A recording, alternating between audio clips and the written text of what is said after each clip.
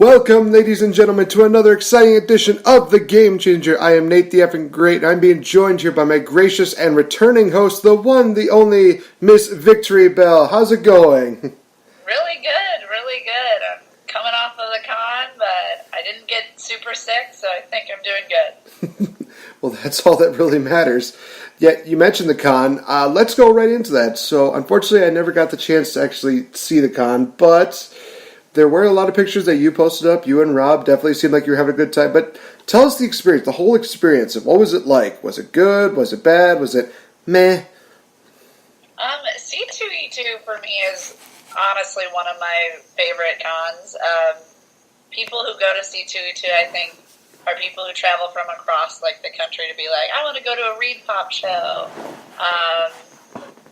I heard nothing but good things from the celebrities that Rob and myself got to interview. We got to speak to Sandy King Carpenter and Yaya Han. Obviously, we talked to some of the Mortal Kombat guys, too. We just didn't get that on camera.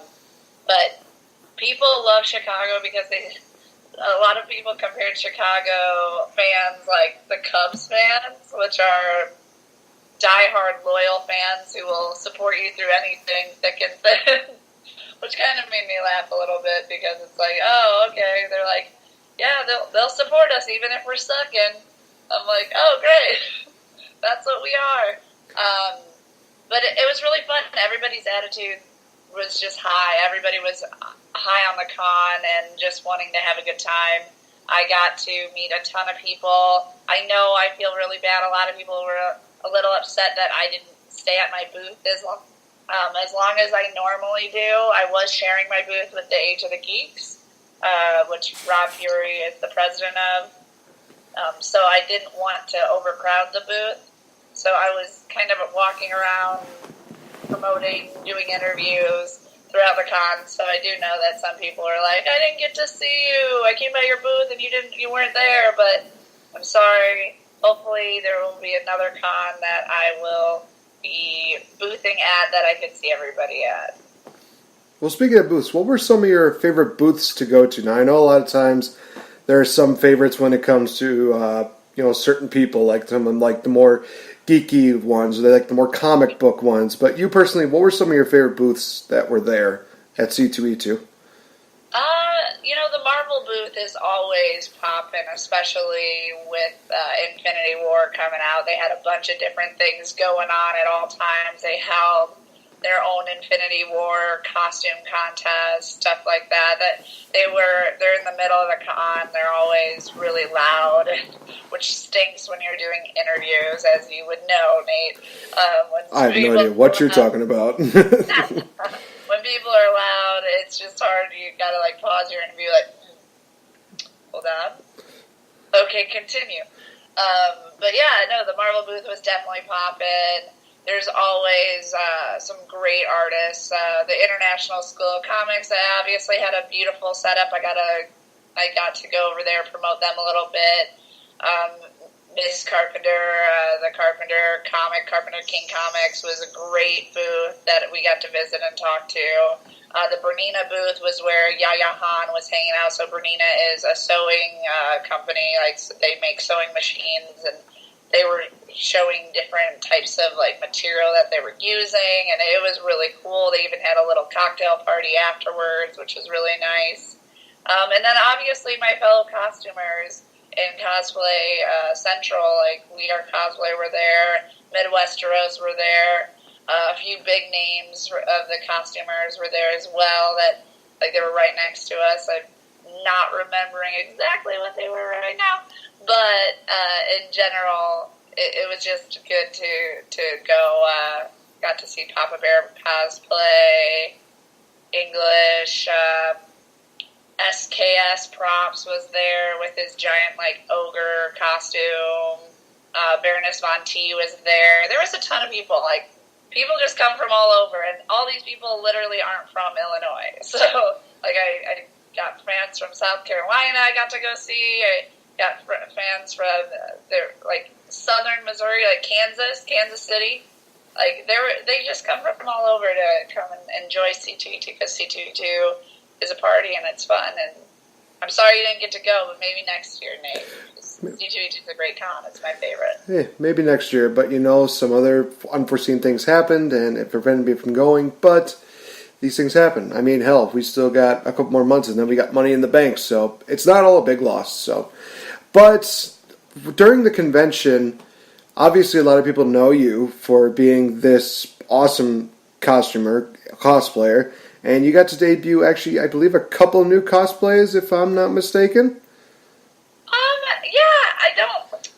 So, I don't know if we spoke on online yet about this, but I am kind of, steering away from the whole making costumes and going to a bunch of conventions. I obviously love conventions. I love costuming. I love costume design. So what I now kind of lean towards is more of what brought to life of my 7 Deadly Sins. It's more of a fashionista style of costuming. So I base my prop making and my designing around a certain dress or a certain fashion piece.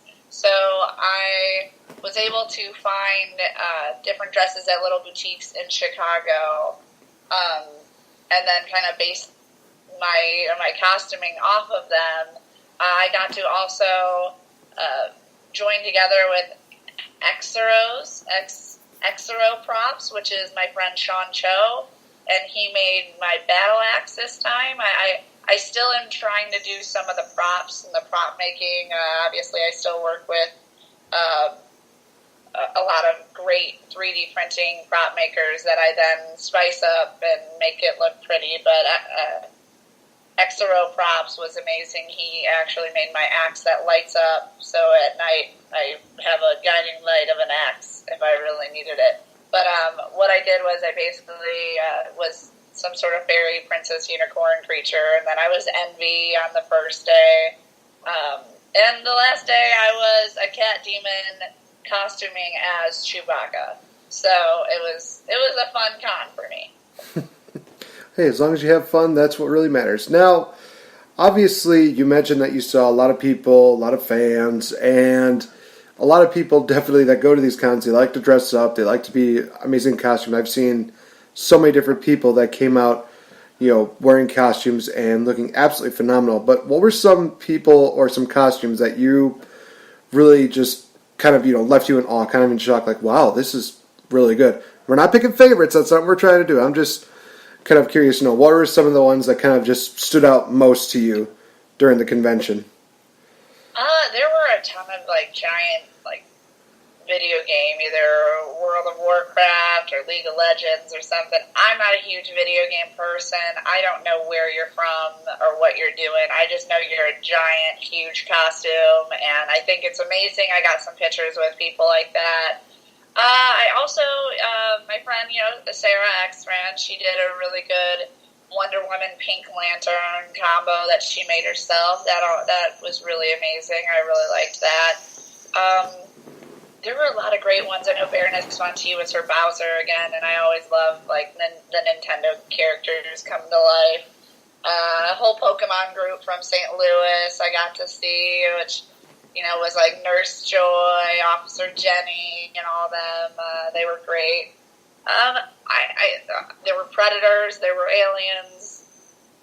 There was everything. I mean, there's just so many great costumes. I guess if I have to pick one that really stood out, though, now that I'm really thinking of it, there was a Mr. Freeze and his wife in her frozen container walking around, and that was crazy looking. I was like, whoa, it was like a steampunky old time Mr. Freeze, and the girl, the partner, was walking around in this giant tube that they kept having to lift up to move, and then she would pose like she was frozen in the water. You know how if you saw the Batman Returns or whatever Batman it was when she was in her little tube frozen. It was really cool, really creative. I would never have thought of doing something like that, and it was well done, too. It looked very cohesive with Mr. Freeze's costume, so really fun stuff.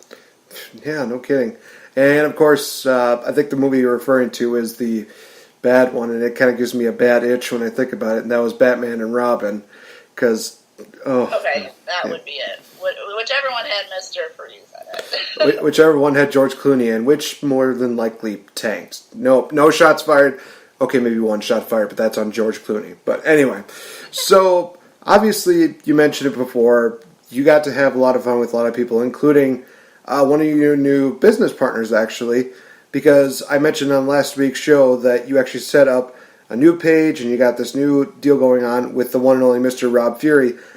Tell us a little bit more about what's going on with that.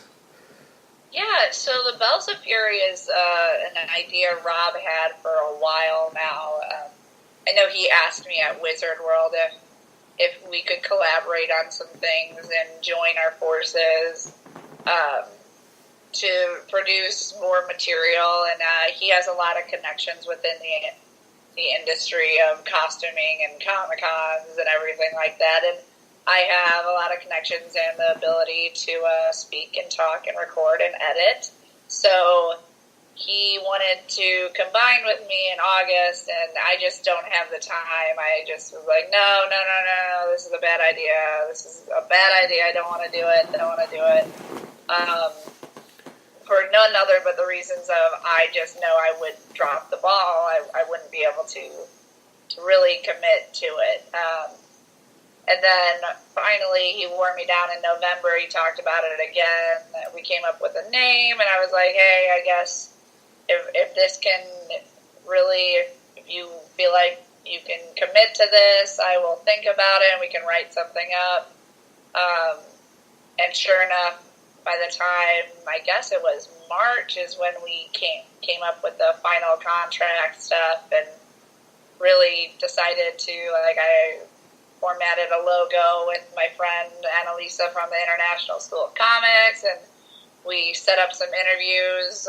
We were going to really do more things at Indiana Comic-Con, the first comic convention of the year that Rob and I host things at, but it's very hard to get these videos done and out at the quality that I expect it to be. So it's still going to be a little slow process, but the Bells of Fury is just two people coming together. We're doing interviews, we're doing fun things, we're doing some games with different celebrities in the con scene and in the Chicago entertainment scene, and it's just another outlet for us to promote our friends, promote ourselves, promote anybody who wants to promote something on our pages, and it has kind of just a conjoined medium then for VictoriBelle and Rob Fury to post on, so we're not posting on each other's pages and taking over each other's pages. Instead, we're sharing a page of Bells of Fury. So you'll see a lot of stuff from Rob, a lot of stuff from me, and a lot of stuff from the other work we're doing together in the acting community. But all in all, it's just another way for VictoriBelle to talk to more people and kind of give a name to my interviewing, I guess my interviews in general. I was calling them Cosplay Connections. I was calling them a lot of different things, but now we're just going to be all lumped together under Bells of Fury whenever Rob or myself does an interview with someone, and it's just an informational page that you can see a lot of things on. So I'm excited that it's up. I'm doing a lot of edits and a lot of different things, so it's all kind of on me editing-wise. So if things are slow, it's because it's all on me, and I'm extremely busy. I have no time to do this like I was worried about in August. So as usual, my worries are true, and I should be careful how much we do, because that's going to be editing and work for me that I don't have time to do. But yeah, we should have a Sandy King Carpenter interview coming up soon. She's the wife of John Carpenter, the creator and mind behind Halloween. So it would be really great to put that up. We'll see when I can get it up. Well, then that must make you really appreciate coming on this show and just only having to talk and then just being like, well, the rest of that stuff, you're on your own, Nate. Go for it. Oh, yeah. When you take the reins on a show, it's the worst. And video is even harder because you got to make it look pretty. It's awful. So, a lot of work. I enjoy the interviewing and the talking to people. I would love to have an editor, but that's me. So, Well, darn it, I don't pay myself. Well, I mean, you could, but it really would be like a vicious self-cycle that would accomplish little to nothing. I can't afford my own editing skills this year. Well, you also mentioned that, you are going to be doing more interviews, and one interview that you had posted up was with Yaya Han, as you mentioned. Without giving too much, because I'd much rather have people go and watch the interview, what can people expect with this interview with Yaya Han? Well, one thing they can expect is that the audio, sadly, isn't great. The con really kind of affected us in ways more than our equipment was fine, but the equipment just didn't turn on correctly. So it's very quiet, and please forgive me for that. I'm very upset about it. I'm a perfectionist. Right now, it is the raw interview that's up. I'm thinking of editing it more so that I can put in the shots that I wanted. I just wanted to have that up on C2E2 Saturday morning so that her ideas about the crown could be up. I probably will be taking that video down or making just a brand new copy of it to where it's fully edited. So that's basically not edited. I just fixed some of the video a little bit, but there's no fun, quirky things that I usually put in a Bells of Fury video. So she talks about the crown. She talks about Bernina, her partnership with Bernina, the sewing company, and she talks about a new fabric that she's putting out at Joann's and everywhere that Yaya Han has her fabric. So if you're interested in hearing what she has to offer, definitely check out the Bells of Fury page and the interview that's up right now. Hopefully by the end of, it's almost the end of the week, Thursday.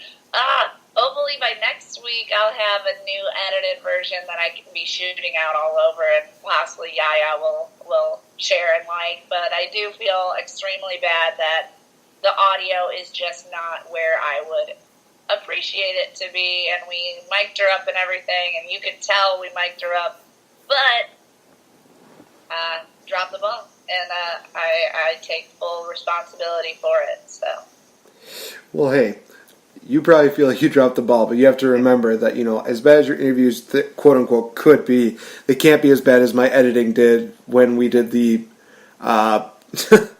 what would we call it, backyard wrestling while you were at C2E2. Me and my friend, we just did like a backyard wrestling thing at a random park, and I did all the editing. Friend of mine did the camera work, and I was just like, no, this could have gone better. But it's like, I'll do what I can, make it look good. All right, it's what it is. So far, it hasn't really gotten too many bad reviews. There's only one person that gave me like that look of like constipation, where it's like, you serious? Is this really a thing? It's like, dude, just shut up, okay? But well, you're always your worst critic, so it's probably not great that you notice. Like, you're like, oh, I'm gonna point out all the bad things about the video I just posted. But I personally know and I bet you feel like, obviously, if this is the first time you've done it, you could do better. But we had just a mechanical error, and I don't want anyone, especially Yaya, to think that that's the quality of video that the Bells of Fury will be putting out. The video looks beautiful. I like the shot. It's just, we really do care about what our interviewees are saying, and the audio is extremely important in that matter. And some of the little sections you can't hear Yaya as well because her voice just isn't as crazy strong as Rob and mine. As if you've ever spoken with us, you know that our voices are extremely boisterous. So I just want to let Yaya and everybody who is listening know that we do really care about our audio and our equipment and the interviewees that we talk to, and we really want them to shine. And if they're not yet, we're going to get better and allow them to shine as brightly as they can, because that's why we're interviewing them. Hey, I couldn't agree more. I always try to aspire to do better with a lot of the interviews I do with, whether it's wrestlers or just random people that I know off the street. But, we do what we can, and is it going to be perfect? No. But as long as it's the best, and hey, that's all that really matters. So before we move on to the next part of the show, any way to close off? Do you have any funny stories or anything like that that could probably just, end this on a high note, C2E2? Funny stories. Or even just something positive about C2E2 that, people can either take away from it or something that you took away from it. What I took away from C2E2 is that, fellow costumers really have to help one another, and people have to help one another when you're going to a con or whatnot. It's really nice to see teamwork and people coming together. And I think the one thing I really enjoyed about boothing with the Age of the Geeks is that usually when you're leaving C2E2 and you set up at a booth, it's going to take you about 2 hours or so to break down, because you have to wait for everybody in that place to leave, and all the carpets, everything. So we were expecting to get out of there on Sunday around 8. And instead, the Age of the Geeks, myself and Rob Fury, joined together to break down our booth and get everything in my giant truck and out of there in under a half an hour. And we just kind of beasted the system and took everything down the elevator instead of through the usual gate. And so we kind of cheated, but we didn't have as much as other people, but it was great to see 8 or 9 costumers all together carrying a bunch of equipment that we all brought to have a great setup, and it was good to see everybody come together to help us out when we were leaving. So I really thank the Age of the Geeks. I thank everybody that was there.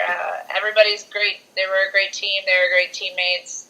I'm not part of the Age of the Geeks, but I've always partnered with them, and they've always been really cordial and always welcoming. So it's really good to see a group like that, getting along, getting together, and doing some good things, making moves. Very nice, very nice. So basically what you're saying is that the record that we set at OhanaCon basically got shattered in a matter of minutes. It was pretty impressive. Well, we did have a ton of people, but we also had a ton of stuff. We had my giant wings. We had 3 grates, which we did not have at OhanaCon. We had 2 extra tables. We had 3 bins, 2 suitcases, and I think 6 boxes that we fit in a giant, Ford F-150.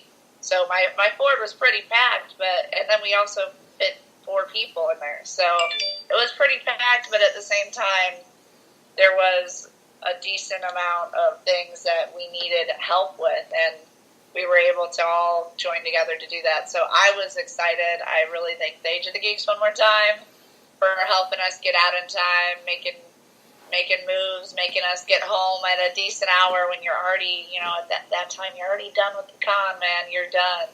It's the last day. You're tired. You want to go home. The last thing you want to do is wait in that line to unload and unpack. Ugh.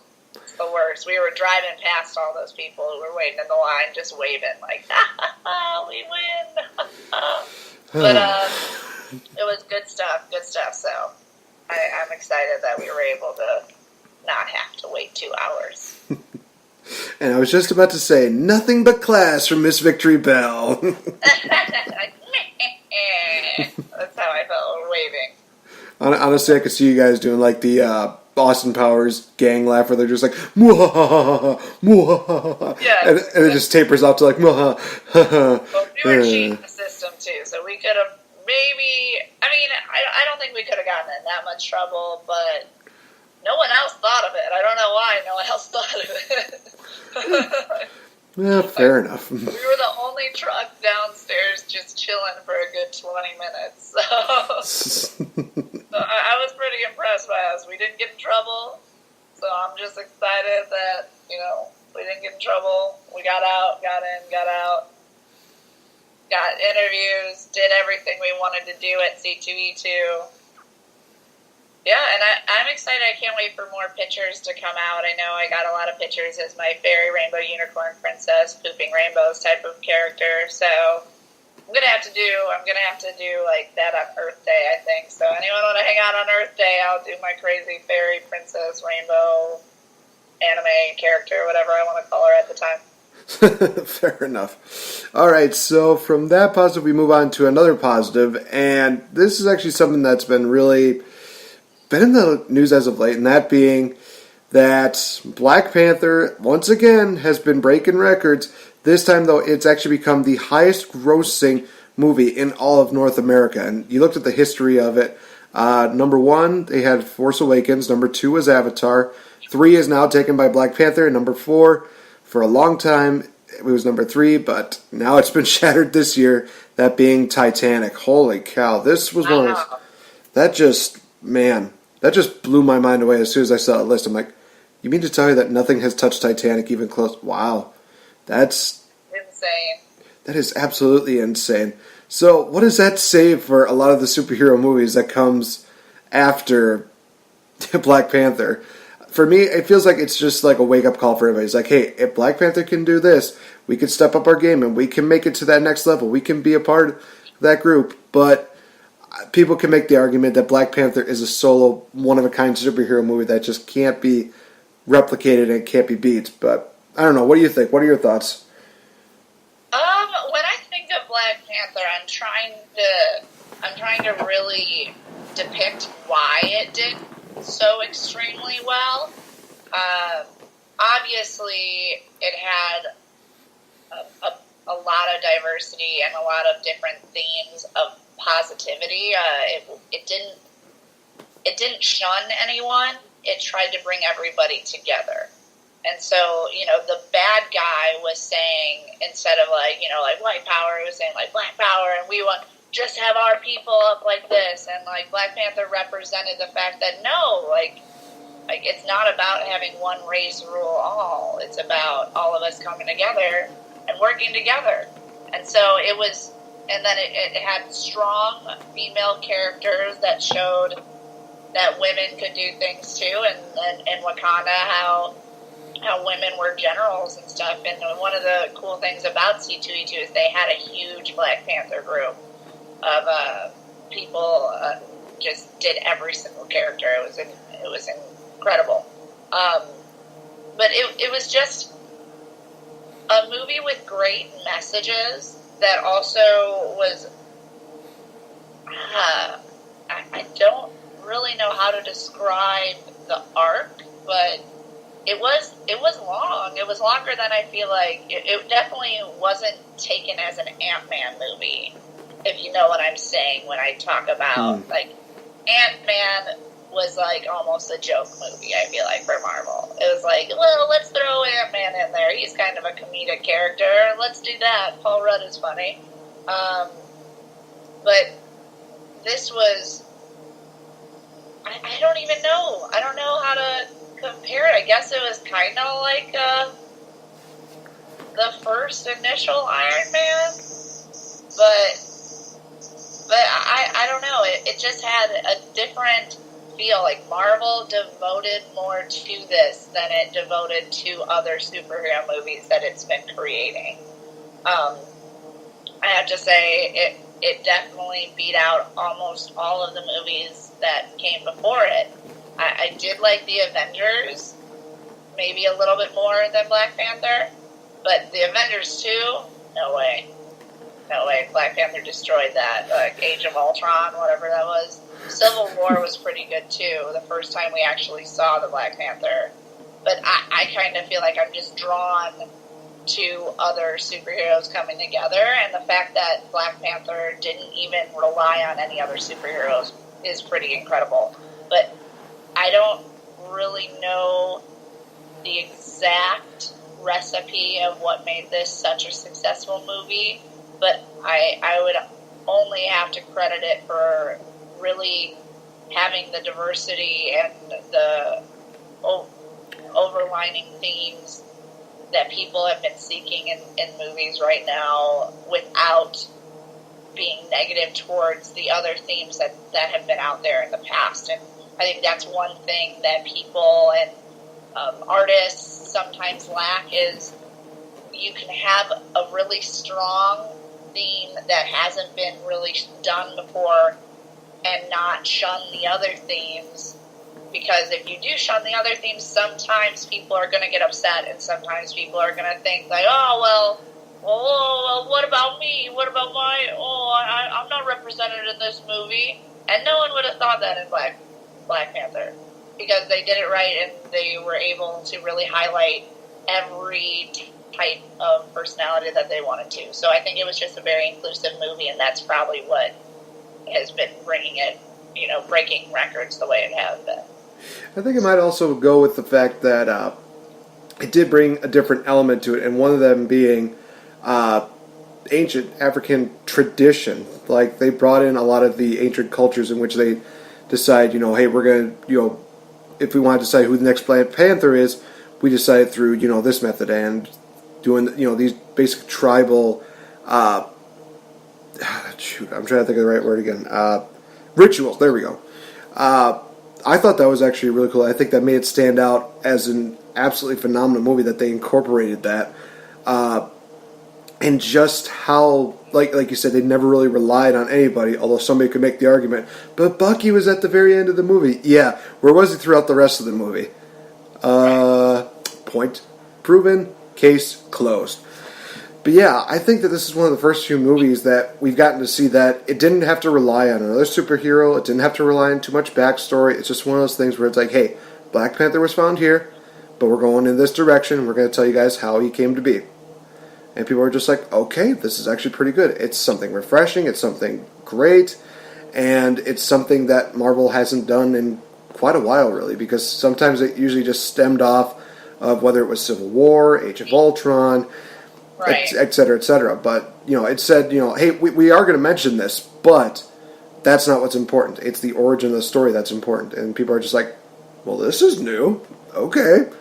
And they went along with it for the ride. So that might be the reason why, but love to know everybody else's opinion. So let us know. What did you think was the major factor that made Black Panther successful, and what made it important to you? So, man. So I know we're a little bit pressed on time, so let's just get right into the final thing for our podcast. And we talked about this about a couple weeks ago. We're finally getting into it. I went into a little bit of the other side of the bracket last week. We'll talk about that more next week.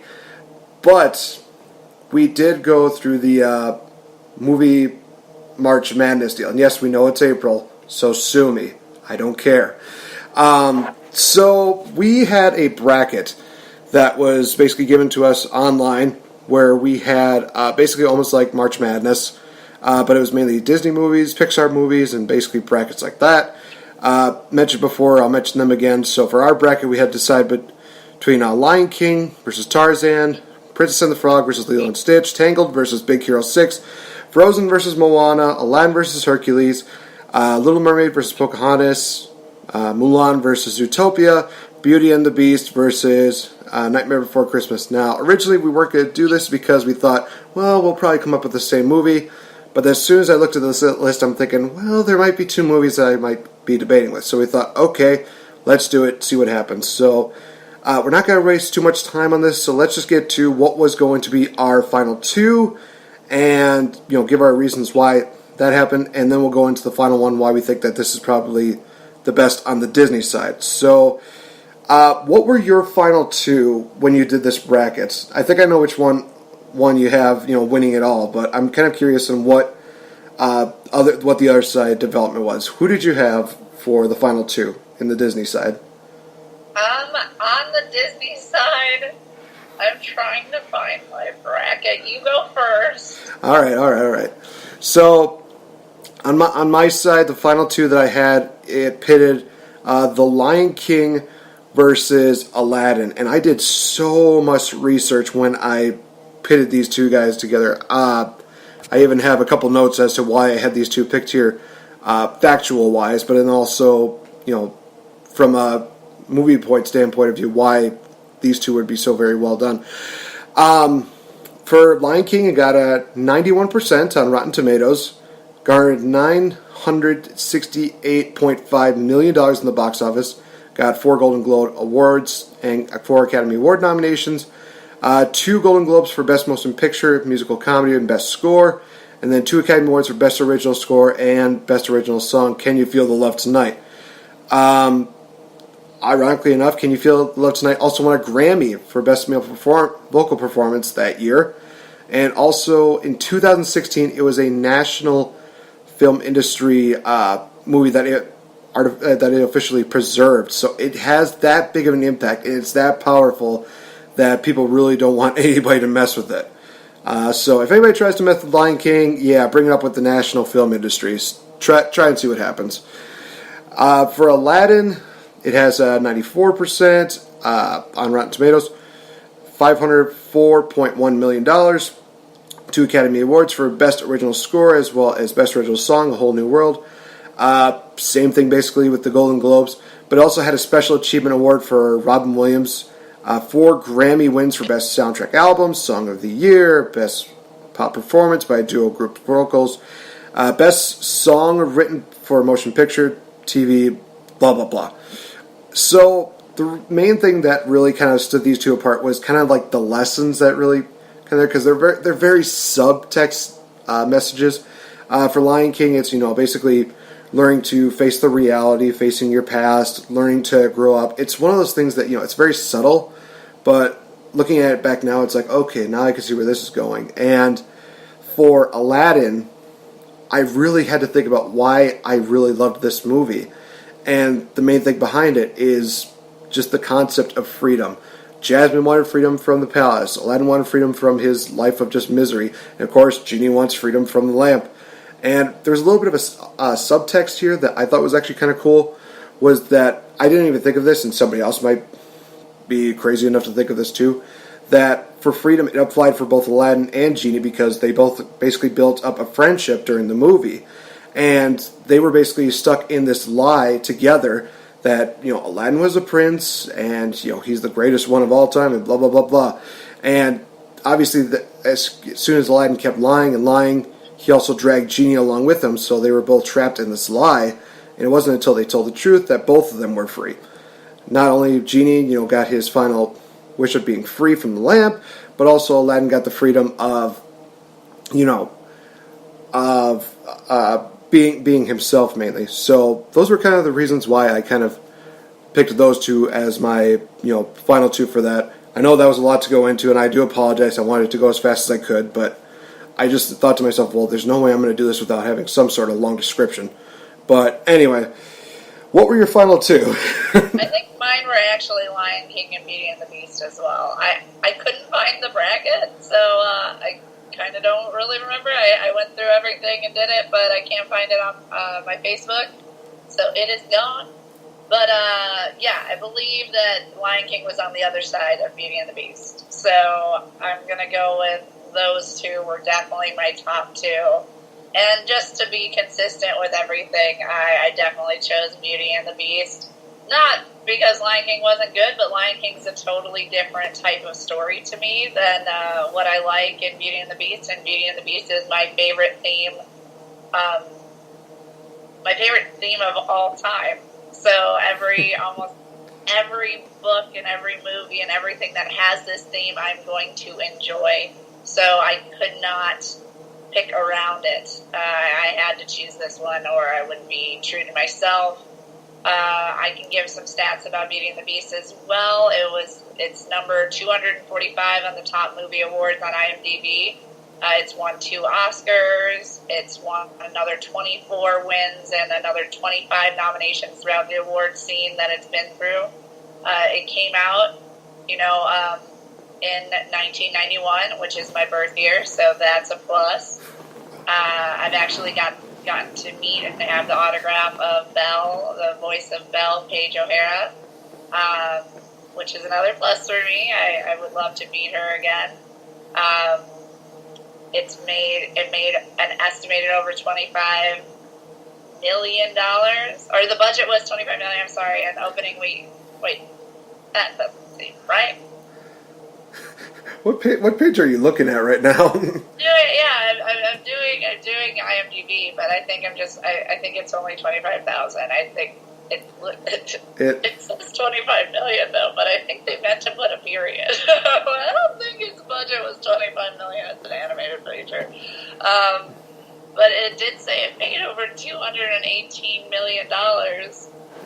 But this is on IMDb, so I think it's right. I don't know. I mean, it's been out for a long time, and people continuously buy it. Cumulative worldwide, it says it's made over 424 million. No, I can't read. Okay, whatever. It's made a shit ton of money. That's what I will say. You were close. What? I said you were close. It was $425 million. So. Yeah, that's what I was saying. I thought you said 424, but anyway, doesn't matter. I did say 424, but it's 424.9, I guess. So you could round that up. But yeah, in general, it's made a crap ton of money. I've bought it like 5 different times, 5 different ways, so I understand why it's made all that money throughout the year. And then you can't beat the fact that Disney liked it so much that it decided to dive in again and make it a real life feature that has topped the box office in 2017 for a long time. Hit records, won records. Emma Watson being one of the top female heroines to ever be at the top of the box office. I mean, it's just a story, and I know we're just talking about the animated feature, but right. If the animated feature wasn't as good as it was, why would they spend so much money to make it a real life adventure? So that was my number 1. Yeah, and it also raises the question, why even bother making those really crappy sequels? Because God knows I can't remember half of them, or want to remember half of them. Disney did it with everything. They tried to make more money. yeah, I know. And none of the real voice actors ever hang out and were like, yeah, let's do that again. Let's make the sequel. I know, let's do this. Let's have some fun. Robin Williams was the only one who was smart enough to say, yeah, no, I'm not doing the sequel. And then the third one came out, it's like, he was too big. Fine. Third one, he's just like, fine, whatever. I'll just still knock it out of the park. But yeah, I went with Aladdin as my winner for that side of the bracket. Mainly because it definitely does have a different element to it. I think that, it balanced out the romance as well as a unspoken brotherhood kind of friendship between Aladdin and Genie. And there was kind of one of those things where I'm thinking to myself, which one do I remember more? Do I remember the romance more or the developing friendship between Aladdin and Genie? And it was like, I think I kind of remember the friendship actually building up more because there were so many times where Genie was telling him like a friend, hey, you don't need to be this person. You need to be yourself.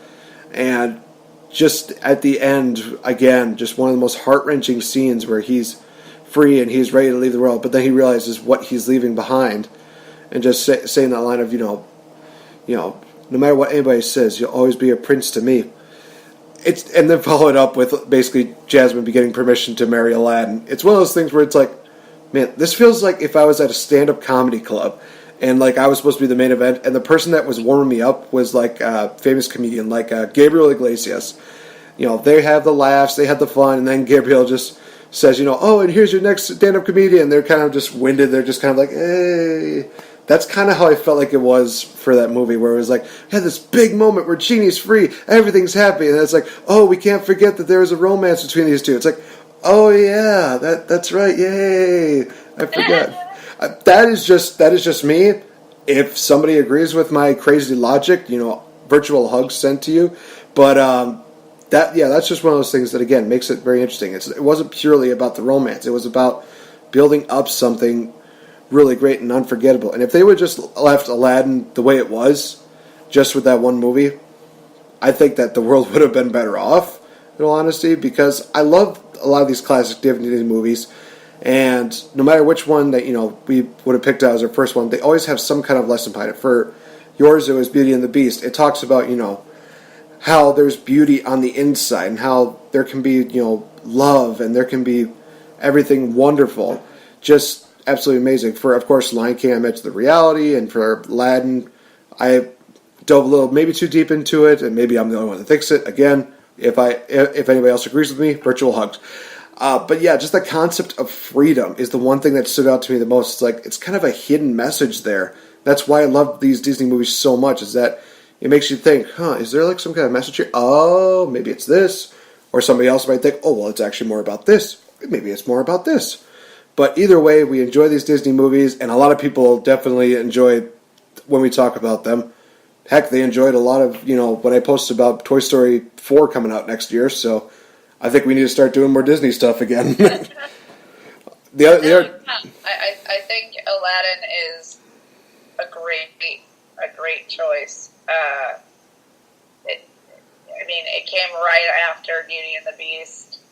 How can you beat Disney when it comes out with, in the 3 years, it comes out with Ariel, Beauty and the Beast, and Aladdin, boom, boom, boom, go, go, go. I don't know what they came out in 1990, but they probably had something in 1990 that was big. But yeah, Beauty and the Beast came out in 1991, Ariel came out in 1989, and Aladdin followed it up with 1992.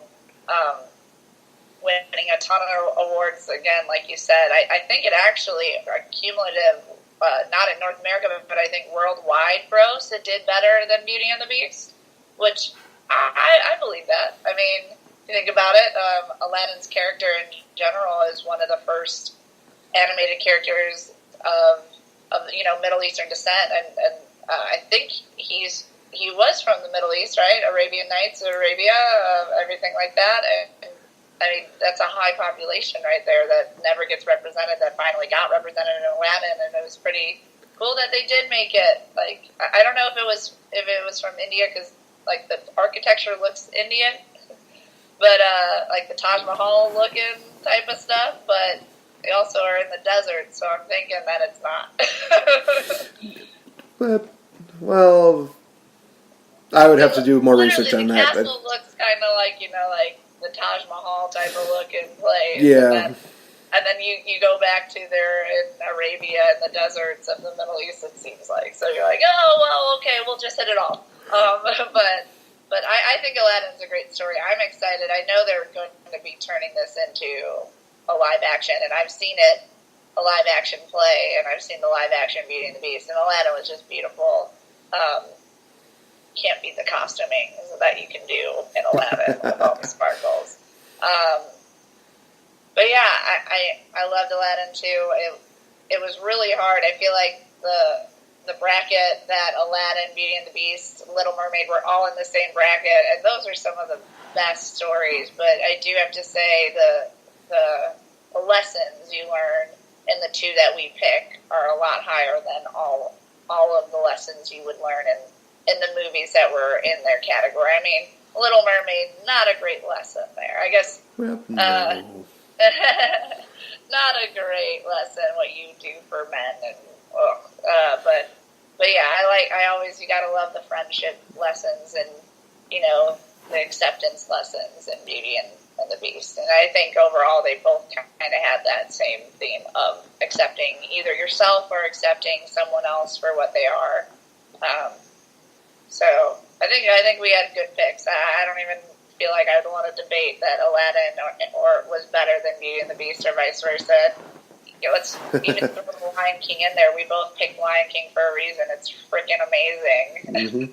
That's why when we were talking about Black Panther, people are like, didn't you feel like the Black Panther was like the hero version of Lion King? And I was like, yes.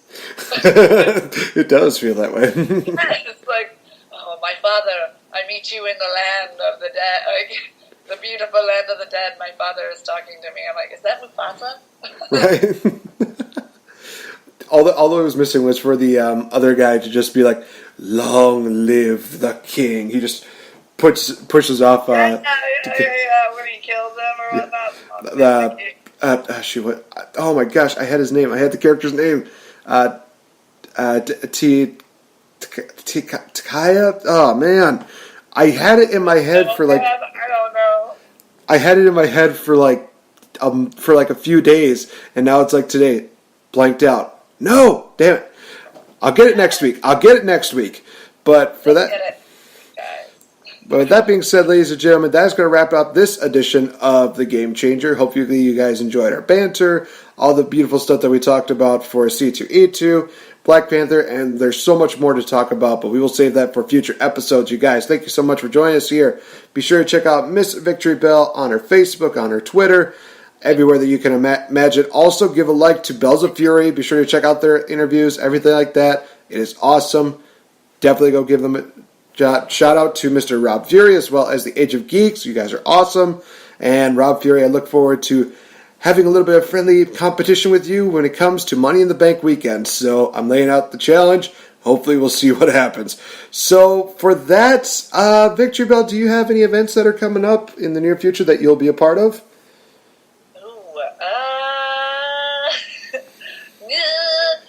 I know that I could just rep a little bit of, the acting side. I am going to be a part of Fame's dinner dance gala that's happening at the end of what month is it? It's April. I almost said September. I heard you. Or what is going on? It's not September, thank goodness. It feels like September, but... Right, yeah, the weather, what is going on?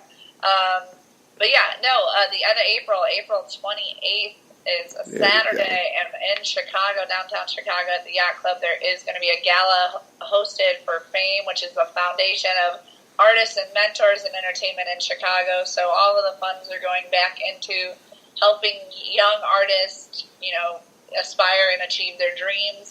So people who come out to that are going to be entertained. They get dinner, they get drinks. And, you're there for a good cause. It's always nice to give back, and that's kind of something that I'm really focusing on right now, is going to be heading into the gala season and what the gala is going to do. Other than that, I don't really have any more events that are open to the public for April. I just have open call stuff and different fighting classes and trainings, but nothing is really I'm going to be there to be myself. But the gala in general, I'll be working and helping out. And if you go to support the arts, obviously I'll be there. I'll say hi, and I'll take a picture of you. Whee! All right, so with that being said, ladies and gentlemen, this has been Victory Bell. I've been Nate the Effing Great. Well, thank you so much, and we'll talk to you guys in the next episode. Bye-bye!